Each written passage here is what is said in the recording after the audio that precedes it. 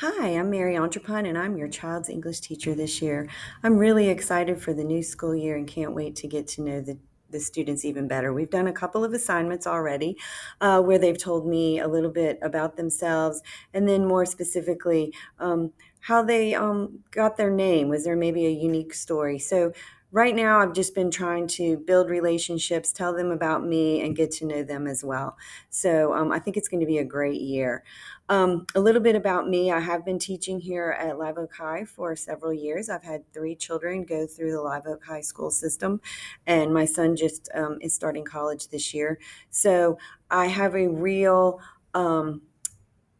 empathy for or an understanding of what students are going through as far as balancing school with hobbies or other extracurricular activities. So we try to get most everything done here in class, and what we don't finish in class will always be posted on Google Classroom, but I will get to that in a few minutes. A little bit about English class. Now, because I teach both English 1 and English 2, I just did one video because both of the classes ultimately will be taking the leap this year. So everything that I do in class kind of is leading towards preparing for the leap test, which will be taken in May. So rather than just waiting till April to get ready for the leap, I kind of have set up my units where we will be looking at the different elements for the leap, and in doing so will encompass all of the other things that we need to accomplish in English as well. So first of all, we'll do a unit on narrative writing, and so we'll look at several short stories and how short stories are, how the plot is and how they are set up, and then the students will write a narrative of their own. Then we will go to reading a novel, but in doing so, we'll also read some nonfiction text to kind of set the background for the novel in preparation for a research simulation task, which would also be a writing task for the LEAP. And then finally, we'll end with a play from Shakespeare, and we will also write a literary analysis based on that as well, which is finally one of the last type of writings that the students could write for the LEAP. So they can either write two of three: narrative, literary analysis, and research simulation. And along the way, we'll read poetry as well and look at literary devices and everything that would be involved on the LEAP in order to prepare them, but also to prepare them so that they will be able to write going forward. For my class, I ask that students have a binder, and I ask that the students provide me with a colored folder. However, I said if they forget, I have plenty of colored folders from the past. So for right now, I think I probably got that all covered.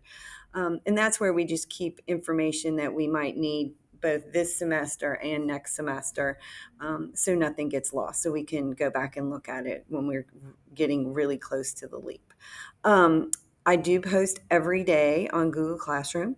So if your student is absent, please encourage them to go to Google Classroom. They can see what the assignment is. Not only do I try to detail my directions for the day, but I attach all assignments or any kind of worksheets that I might pass out, or a Google Doc if they had to type something. And even if they don't have access to a printer at home, I totally understand. They could always come by my class the next day and I could give them one so they would be good to go, since we see each other every other day. Or they could just maybe write it down on a piece of paper. So that's really good for students to be able to stay up to date on what's happening in class if they happen to be absent. Also, they could send me a remind once they've gone on Google Classroom if they have any questions about an assignment. So that's why I also encourage all of my students to get remind. Finally, I think it's really important that you realize if your student is absent, let's say we take a test one day. When I put the grade in, if they haven't made up the test yet, I will go ahead and put a 0 in. However, as soon as they make up the test, I will take the 0 out. It's just a placeholder, and I truly believe that if a student sees the zero, they're going to be more apt to come in during our 8th hour time and make up the test. Whereas if I don't put in the zero, a lot of students have a tendency to forget.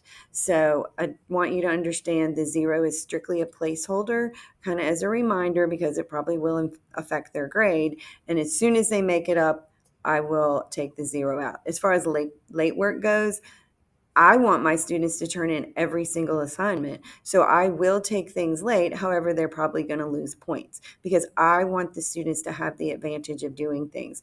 If they feel like maybe they didn't understand an assignment, or, once they go home and think about it and maybe they feel like they could do better, they need to come to me and we can talk, and maybe they could redo it for maybe some type of averaging. Now, I can't say that I'm going to do that on every single test, but maybe on a writing assignment. That's usually where I think students struggle, and they could maybe use that extra practice, and I want to be able to give them the opportunity to master that so that they will feel successful and be able to do well on the LEAP test.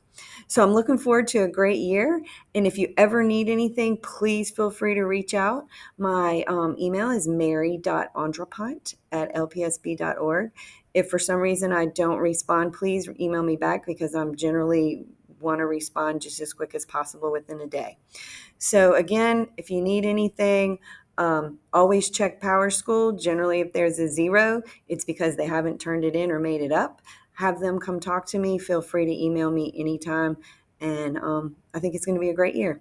Thanks again. Have a wonderful day. Bye-bye.